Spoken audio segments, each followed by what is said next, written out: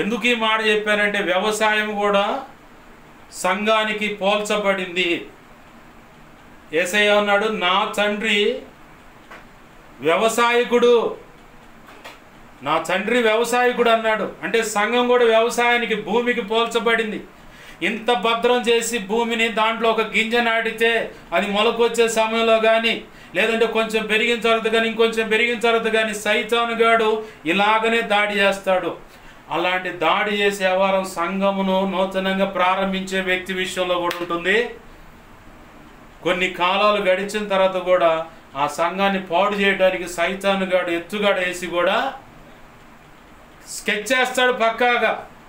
బలమైన తుఫాను గాలివాన వచ్చిందండి, చెట్టు అంతే పడదు, వేళతో సహా పెకిలించుకొని అంతే పడదంటే అలాంటి తుఫాను వస్తుంది సంఘం మీదకి, సైతానుగాడు పెట్టేది.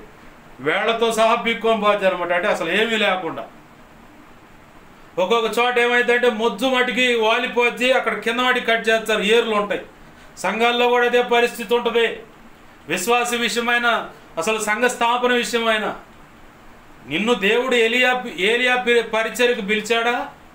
ఎవరు ఎన్ని రకాలుగా ఎన్నికలాగాలని, ఎన్ని ప్రతికూలమైన వ్యతిరేకమైన పరిస్థితులు కనబడుతున్నా నీ ఎదుడు కనబడాల్సింది దేవుడు నిర్ణయించిన గురి, దేవుడు నీతో చెప్పిన మాట, దేవుడు నీకు ఇచ్చినటువంటి ఆ దర్శనం, దేవుడు నిర్ణయించినటువంటి ఆ పని విషయమై నీకు గుబులు ఉండాలా, దిగులు ఉండాలా, కన్నీరు కాల్స్తుండాలి, ప్రార్థన చేస్తుండాలి.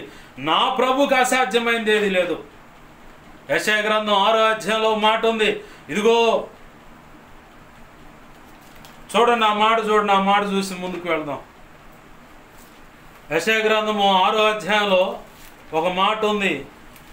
యెషయా మొద్దు నుంచి చిగురు పుట్టును, యెషయా మొద్దు నుంచి చిగురు పుట్టు. ఇదిగో ఇక్కడ 13వ వచనంలో అంటాడు, సింధూర మస్తకి వృక్షము నరకబడిన తరువాత అది మిగిలి యుండును, మొజ్జు వలె నుండును, అట్టి మొజ్జు నుండి పరిశుద్ధమైన చిగురు పుట్టును. ఆమెన్, హల్లెలూయా. మొత్తం పాడైపోయినా నా ప్రభు అంటున్నాడు మళ్ళీ చిగురు పుడుతుంది.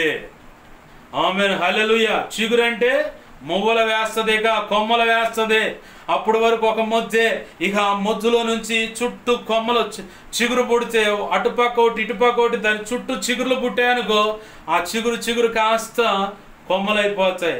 అంతకుముందు ఒక సింగిల్ మొద్దే, ఇప్పుడు ఆ మొజ్జులో నుంచే అనేకమైన అంకురాలు, అలా అనేకమైన కొమ్మలు, అనేకమైనవి వస్తాయి. దాని ద్వారా విస్తారమైన ఫలము అనేది దక్కుద్ది. ఆమెన్, హల్లెలూయా. భయపడాల్సిన పని లేదు.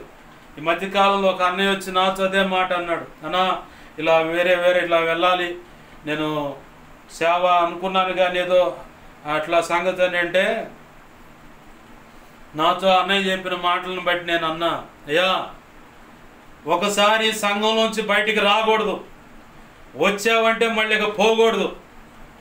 పోయావనుకో వీడు అవకాశవాది. ఆడకూతురువైనా మగవాడు నేను చెప్తున్నా, అర్థం చేసుకో. వీడు అవకాశవాది. వీడికి అంత సక్రమంగా వాడు అనుకున్నట్టు జరిగితేనేమో సంఘం ఎంత ఎనికి లాగినా పిలిచినా కానీ వీడు మాట వినలేదు, ఏమి మాట వినలేదు. అదే తేడా పడదు కాబట్టి ఇప్పుడు నేను వస్తున్నా అని చెప్పని ఎన్నికొచ్చావు అనుకో, నువ్వు పక్కాగా ఫ్రాడ్ అని చెప్తారు, పక్కాగా వీడు తేడా అని చెబుతారు. వాళ్ళే ముద్రేస్తారు. బయటికి పోయినప్పుడు ఆ సంఘమే వాడు తేడా, ఇట నీచమైన పని చేశాడు, అది చేశాడు, ఇది చేశాడు, లేనిపోని అన్నీ దగ్గరకు ఉన్న వాళ్ళకో సంఘస్థులకో తెలిసిన వాళ్ళందరికీ దుష్ప్రచారం చేస్తారు. వాళ్ళే కావాలని ముద్రేస్తారయ్యా. నువ్వు నమ్మకంగా దేవుల్లో ఉన్నావు అనుకో, దేవుడు ఆశీర్వదిస్తాడు. దాన్ని బట్టి ఈ దుష్ప్రచారం ఇది వీళ్ళు కావాలని చెప్పారని ఆ వాళ్ళు ఒక నిర్ణయానికి వస్తారయ్యా. అదే కాకుండా నువ్వు వచ్చిన వాడివి మళ్ళీ తిరిగి అదే మందిరానికి లేదా అదే సంఘానికి లేదా తల్లి సంఘానికైనా పోయావా, వీడు అవకాశవాది, ఏమి అవకాశవాది. వాళ్ళకి అన్నీ బాగుంటేనేమో వెళ్ళిపోతారు ముందుకి, లేదంటే ఎనికి వస్తారు. వీళ్ళు ఫ్రాడ్, చాలా తేడా వీళ్ళు. కాబట్టి వీళ్ళని నమ్మి ఏ పరిచర్య కూడా అప్పచెప్పకూడదు, వీళ్ళని నమ్మి ఏ బాధ్యతలు కూడా ఇవ్వకూడదు. ఏమో మళ్ళీ అన్నీ అనుకూలంగా ఉంటే వదిలేసి వెళ్ళిపోతారు. అవకాశవాదులు వీళ్ళు.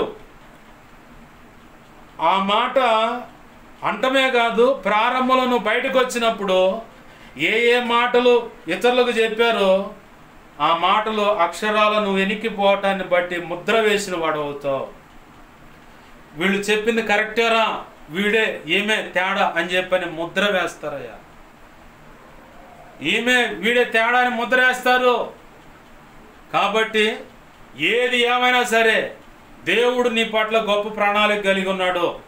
దేవుడు ఆశీర్వదిస్తాడు. ఓపిక పట్టు, నీకు ఇచ్చిన దర్శనాన్ని చూడు, దేవుడు ఖచ్చితంగా ఆశీర్వదిస్తాడని చెప్పాడు.